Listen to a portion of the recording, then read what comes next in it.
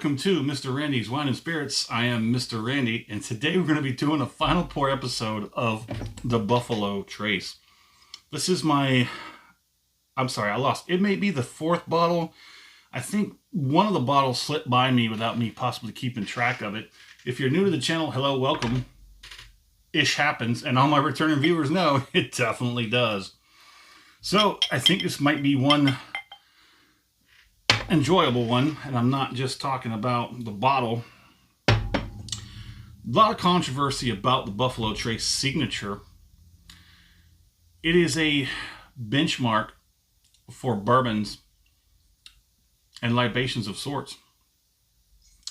If you've had this, or more importantly, if you have not had this, let me know what you think in the comments. What's going on in your neck of the woods? Have you seen it? How much is it costing you? How often do you see it? And all that good stuff. So Mr. Randy does a three-part series when he does his reviews. Part one is off the rip, get it home, crack it open, pour it in a glass, pour it in my mouth, share my first impressions with you because gosh darn it, you deserve it. Part two, called the full review, we get about here-ish, we say whatever's left, we let it sit for a week, maybe two, let it think about itself. Take a little bit of a wander. For better or for worse, it is what it is. I go on the internet, I find as little as possible, I bring it back to you, maybe we talk about it. I will score it, we will drink more of it because part three, the final pour where we're at today, thusly named Final Pour in a Glass, we compare it to the first pour and everything in between. So this is the Buffalo Trace Kentucky Straight Bourbon Whiskey. It does come in at 45% alcohol. There are variations to this. There are barrel picks. I do believe, I swear, I've seen a 40% out there, because when I finally looked at this one time, I saw 45. I'm like, holy crap, it went up. There's the back end. We know how you like looking at the back end. Comes out of Kentucky. Of course it comes out of Kentucky. But if you remember from the full review, if you watched that, if you haven't, go back and watch that one. Then come back and watch this one. Final pour. We'll talk about it. Pencil eraser. Pencil eraser. All those that know, all my returning viewers, you know, when I say pencil eraser, you know it's a good one. Slight dusty peanut shells. Pencil erasers. Makes me think of sawdust. Makes me think of high school.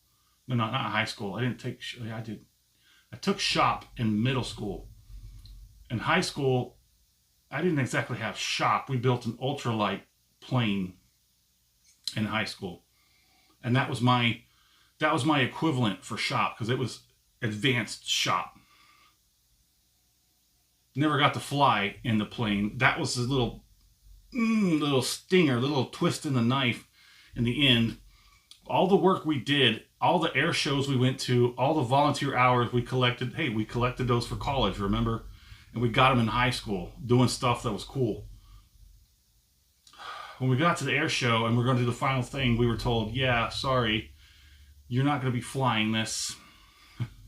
We almost beat that guy up because he lied to us. He lied to us. Well, he didn't lie. He just omitted certain truths. Pencil eraser, dusty peanut shells, shop.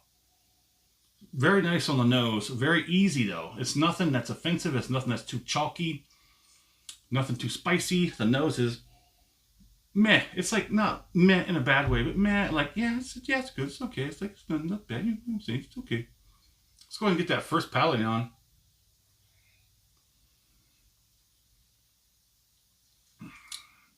It's a little smooth. And a little, I don't know how to describe that one. I was going to say sour, but it's not sour. It's like a mellow, sort of, I don't have a word for it yet. We'll keep working on that. Let me get the second palating.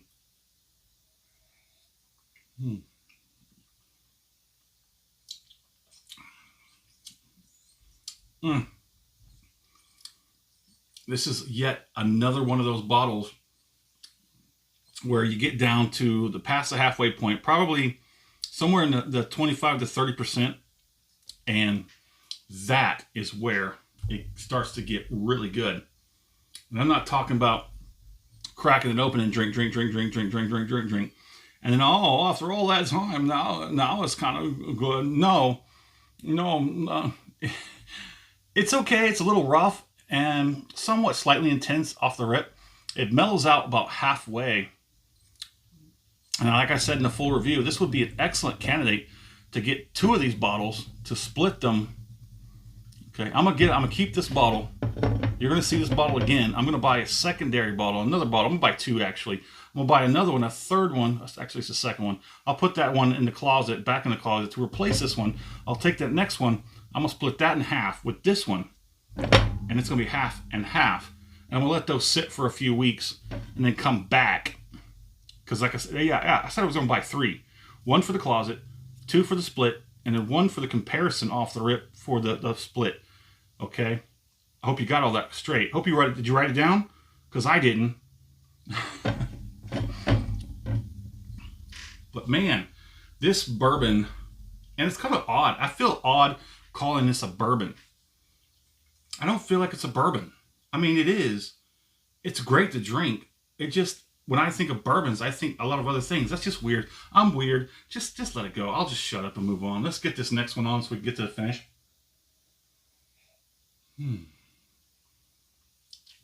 Oh, I forgot to show you. Look at that. Look at that. It's quite nice. Transfers okay. The viscosity transfers okay. It's still getting like that. I just sense of like that dull oak, that like light wood,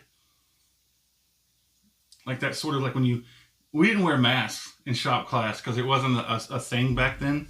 So unless you were like on the bandsaw or something, like a table saw or something like that, where like it was, they didn't have like the bags or the catchers on the machines, on the saws and stuff, you were the only one wearing it. But if you were like hanging out in the shop class, you could kind of get that taste in your mouth of that like very light particle of wood you're breathing in, and it's on the palate, and it's like that chalky, dry peanut kind of thing.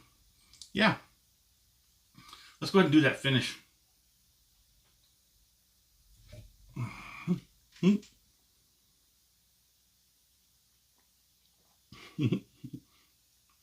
Death from above. It's really nice.